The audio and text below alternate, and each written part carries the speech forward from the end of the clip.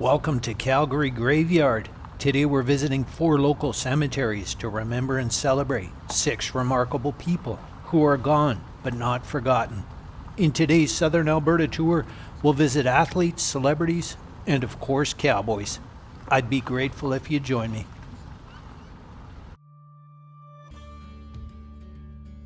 We're starting our tour in the green pastures of Mountain View Cemetery.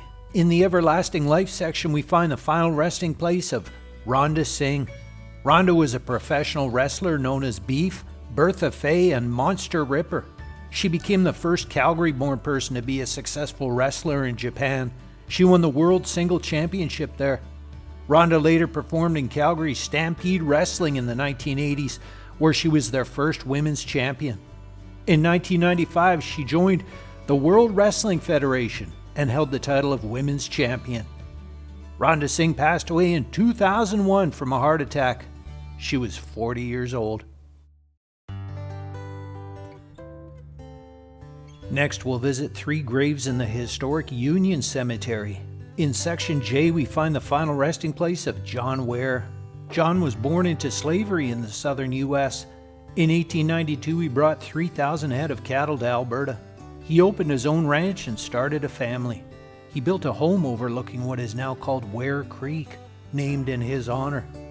The legend of John Ware lives on to this day with tales about his ability to eat, ride, and shoot. He popularized steer wrestling, and they say he was never tossed from a wild horse. He is one of the most well-respected Alberta frontiersmen. John has appeared on a Canada Post stamp.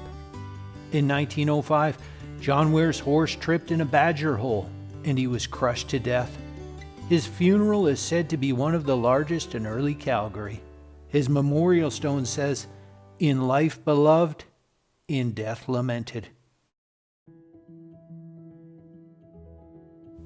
Close by in Section Y is the grave of Red Dutton. Red got his nickname early in life due to his hair color. Young Red lied about his age so he could fight for Canada in World War I. He was injured in 1917's Battle of Vimy Ridge, and doctors wanted to amputate his leg, but Red refused. He regained strength by playing hockey. Red played in the NHL for the Montreal Maroons and New York Americans. He had a feisty temper, led the NHL in penalty minutes, and the fans loved him. He later coached and became the NHL's second president. Red's successful construction business highlights include Chinook Centre Shopping Mall and McMahon Stadium.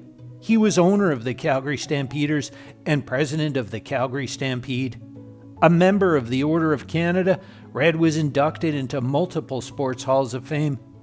Remembered as a respected humanitarian, Red Dutton passed away in 1987. He was 89. He is together forever with his beloved wife, Maury.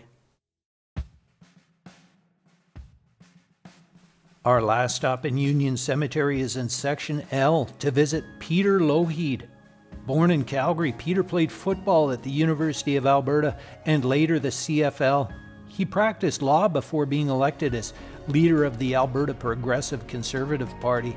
He was premier from 1971 until 1985. During this time, he helped develop oil and gas resources, and he facilitated Calgary's bid to host the 1988 Winter Olympics.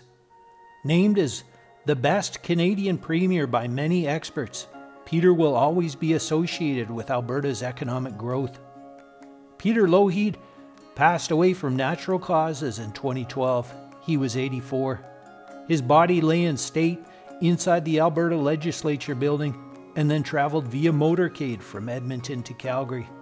A state memorial was held at Calgary's Southern Alberta Jubilee Auditorium. Our next cemetery is the peaceful Eden Brook Memorial Gardens. Here we find the final resting place of Ralph Klein. Born in Calgary, Ralph became a recognized media personality. He was a streetwise reporter. To the surprise of many, Ralph won the race for mayor in 1980 and stayed in office until 1989.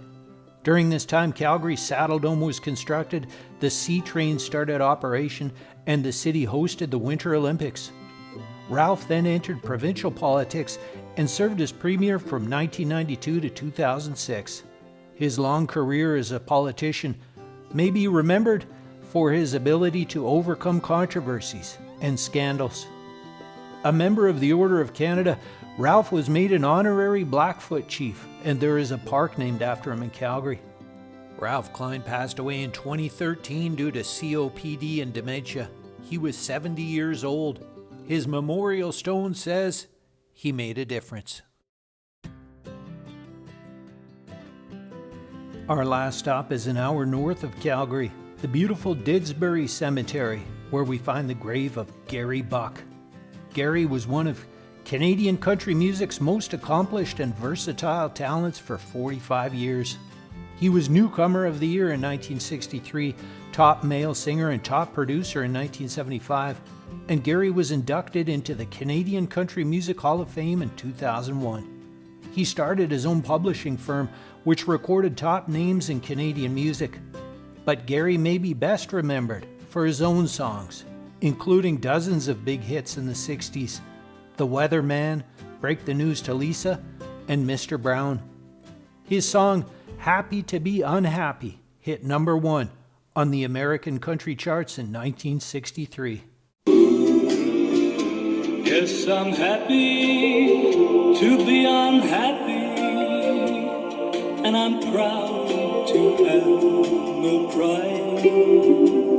Yet I'm happy to be unhappy, just so I'm walking by your side.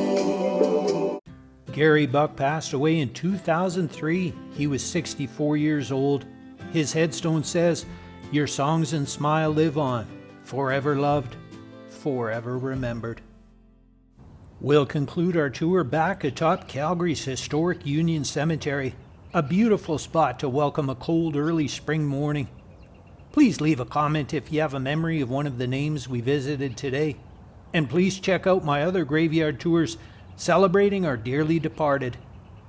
Thank you for watching this little taste of old Calgary as she once was. Until next time, be good to the other.